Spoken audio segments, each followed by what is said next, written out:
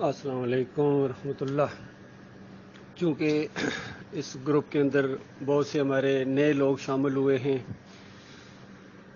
بہت ہی وہ قیمتی لوگ ہیں، اور میں نہیں چاہتا ہوں کہ ان کو شیطان کسی وسوسے کا شکار بنائے۔ ان کے لیے یہ بات کہ ہم یہ جو سختی والا انداز ہے میرا یا معراج الدین صاحب کا، وہ صرف ان منافقین کے اس گروہ کے لیے ہے۔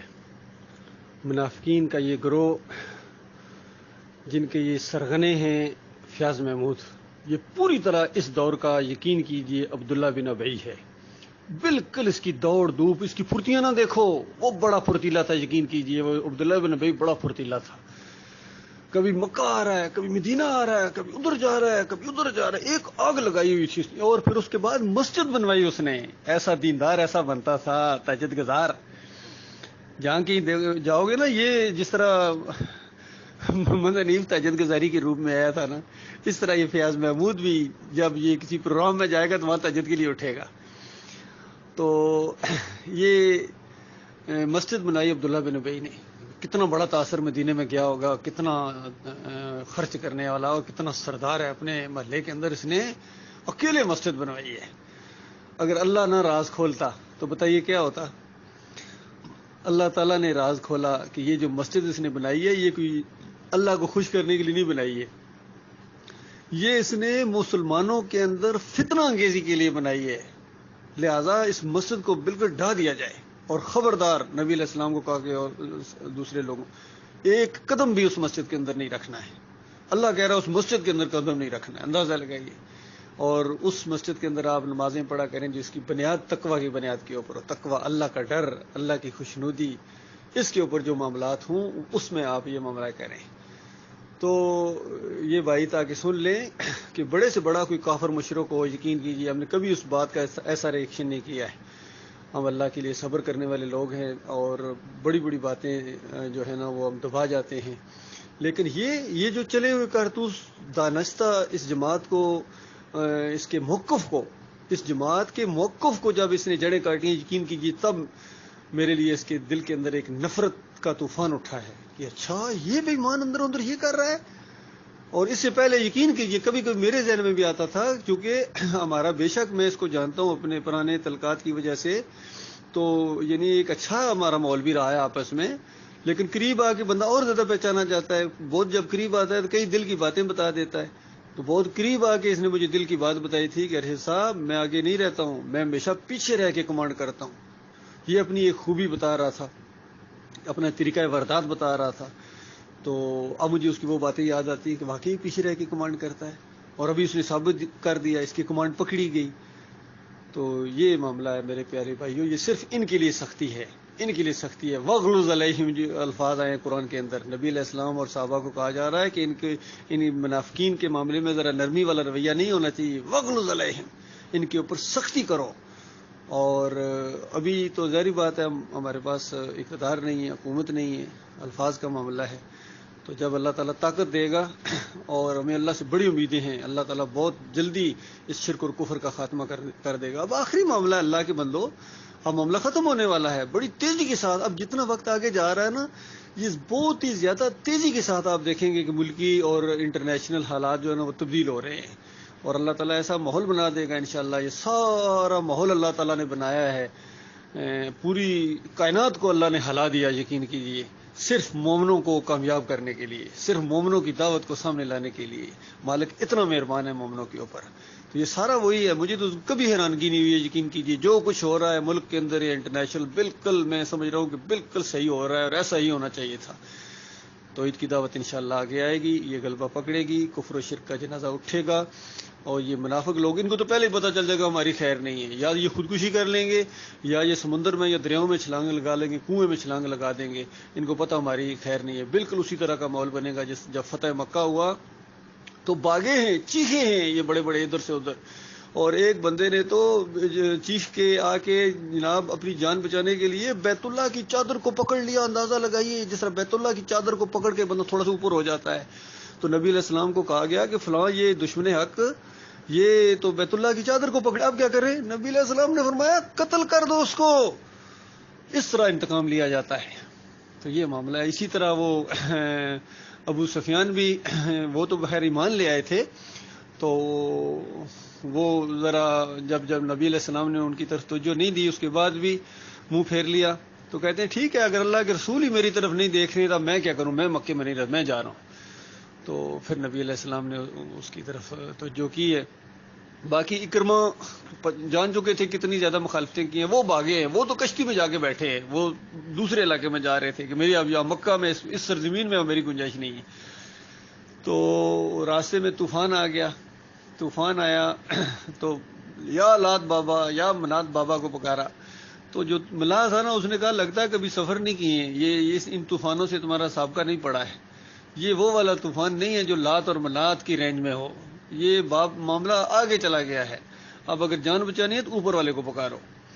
تو ایک دم وہ رگ پھڑکی اندر سے, کہا اچھا اوپر والا, اگر یہاں اوپر والا تو پھر خشکی وہ اوپر والا کیوں نہیں, جھگڑا کیا ہمارا محمد صلی اللہ علیہ وآلہ وسلم کے ساتھ, جھگڑا ہی کوئی نہیں ہے.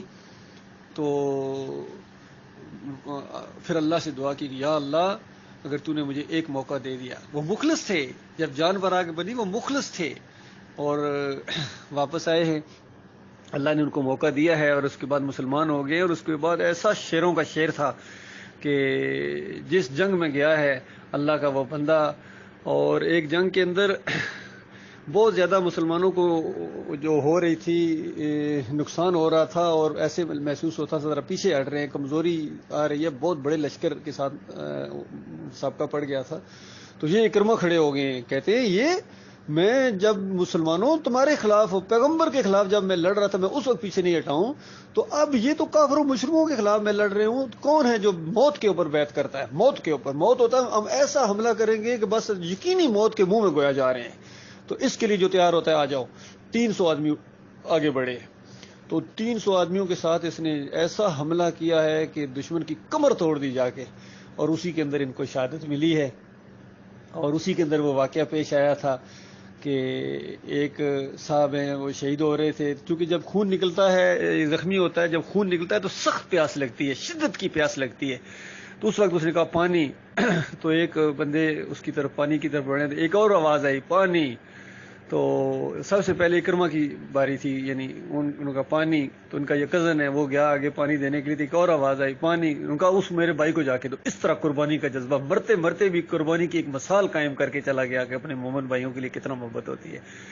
تو یہ واقعہ ہوا اللہ کے بندو, یہ واقعہ ہے, یہ وہ دعوت ہے, یہ وہ دعوت ہے, یہ وہ نہیں ہے ڈرائنگ روم کے اندر بیٹھ کے جناب تفسیریں لکھی جائیں گی اور جناب ادھر میٹنگ کی جائے گی تو ادھر تربیتی پروگرام کھیلا جائے گا.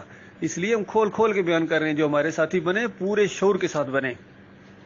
باقی اگر تبلیغی نصاب والوں کی طرح اس دعوت کو, تبلیغی جماعت والوں کی طرح اگر دعوت کو پھیلانا چاہتے ہو تو محمد حنیف کے ساتھ مل جاؤ, اور جو ہے اگر یا اس کے ساتھ مل جاؤ, سعید کے ساتھ مل جاؤ, یعقوب کے ساتھ مل جاؤ, ایک ہی انداز ہے سب کا. اور تربیت کھیلنا ہے تو فیاض محمود کے ساتھ مل جاؤ, بدر صاحب کے بچوں کے ساتھ مل جاؤ. لیکن اگر جہاد کرنا ہے, اللہ کے راستے میں جہاد کرنا ہے اور جان کی بازی کھیلنی ہے, پھر میرے بھائیو ایسے ہیرے ہماری طرف آئے, ہمیں ایسے لوگوں کی تلاش ہے. اسی لیے وہ کہا جاتا تھا کہاں ہیں وہ لوگ جو صحابہ کرام کے نقوش قدم پر چلتے ہوئے حق کا ساتھ دیں اور باطل کو مٹانے کے لیے. اگر باطل کو مٹانا ہے, صحیح معنوں میں ایک اجتماعیت قائم کرنی ہے, اور ہماری جماعت انشاءاللہ, ہمارا نظم اتنا مضبوط ہے کہ ہمارا نظم انشاءاللہ پوری زمین کے اوپر جتنی ایجنسیاں ہیں, جتنی فوجیں ہیں, جتنی تنظیمیں ہیں, ان سے زیادہ مضبوط ہمارا نظم اگر نہیں ہوگا ہم کبھی آگے نہیں چل سکتے. لہٰذا اگر ہمارا 3 بندے رہ جائیں, 10 بندے رہ جائیں, ہمارا یہی سلسلہ انشاءاللہ چلے گا. اور جو نظم کی اطاعت کرنے والے لوگ نہیں ہیں وہ ہمارے لیے بالکل کچرا ہے, کچرا, کوئی ان کی ویلیو نہیں ہمارے اندر بھی, جو نظم کی اطاعت نہیں کرتا ہے, جو ہمارے بڑوں کی عزت نہیں کرتا ہے, ہمارے مرکزی شورا کی عزت نہیں کرتا ہے, ہمارے امیر کی عزت نہیں کرتا ہے, وہ کچرا ہے, کچرا. ہمارے لیے ایسا گند نکلنا ہی چاہیے ہمارے اندر سے. تو یہ معاملہ ہے, سارے میرے بھائی کان کھول کے سن لیں, ہم یہ بنیاد رکھ رہے ہیں, اس بنیاد کے اوپر ہم جماعت کو کھڑا کر رہے ہیں الحمدللہ. اور بڑی امیدیں پیدا ہو گئی ہیں, بڑے لوگوں کے ان کو امیدیں پیدا ہو گئی ہیں, بلکہ وہ ہماری طرف رخ کر رہے ہیں, رابطے میں بھی ہیں, اور پوری طرح ایسے لوگ ہیں کہ دل خوش ہو گیا, مالک نے دل خوش کر دیا ہے. یہ جس طرح بارش سے پہلے ایک ہوا چلتی ہے ٹھنڈی تو محسوس ہو جاتا ہے کہ بارش آنے والی ہے، تو بالکل اسی طرح کی ہوا میں محسوس کر رہا ہوں، اور انشاءاللہ ایسی بارش ہوگی کہ سارا کچرا دھل جائے گا، کفر و شرک کا جنازہ اٹھے گا انشاءاللہ، نیا پاکستان بنے گا توحید کی بنیاد کے اوپر، صحیح معنوں میں لا الہ الا اللہ محمد رسول اللہ یہ یہاں قائم ہوگا۔ پھر اس کے بعد ہم پوری دنیا کو پاکستان بنائیں گے، پاک سرزمین شاد باد جو کہتے ہیں نا، پاک سرزمین اس وقت ہوگی جب آخری مزار گرے گا، آخری کفر و شرک کا جنازہ اٹھے گا، اور ہر طرف اللہ ہی اللہ ہوگی۔ وہ اس زمین پر ہونا ہی ہونا ہے، اندازہ لگاؤ، اس زمین پر ایک وقت ایسا آئے گا ایک کافر مشرک اس زمین کے اوپر نہیں ہوگا، اندازہ لگاؤ میرے پیارے بھائیو، سوچو ذرا کیسا۔ نبی علیہ السلام نے فرمایا جنت والا ماحول یہاں پیدا ہو جائے گا، جنت والا کیسے؟ یعنی جس طرح جنتیوں کا آپس میں کوئی بغض نہیں ہوگا بلکہ محبت ہی محبت ہوگی، اس طرح انسانوں کے اندر یہاں دنیا کے اندر محبت ہی محبت ہوگی۔ اور یہ جو ان کو تو قدر ہی کوئی نہیں اس دعوت کی، ڈاکٹر عثمانی رحمۃ اللہ علیہ نے دعوت اٹھائی تھی وہ کہ ایمان کو غلبے کے لیے اٹھائی تھی، توحید کی دعوت، آگے جناب ہجرت اور قتال کا معاملہ کرنا ہے، لوہے کی زبان ابھی آنی ہے، تو اس کے لیے یہ جو کچرا ہے یہ نہیں چل سکتا، یہ مولوی نہیں چل سکتا ہمارے ساتھ، قطعاً نہیں چل سکتا مولوی ہمارے ساتھ، مناظرہ بات تو چل ہی نہیں سکتا ہے۔ اللہ تعالیٰ غور و فکر کرنے کی توفیق عطا فرمائے۔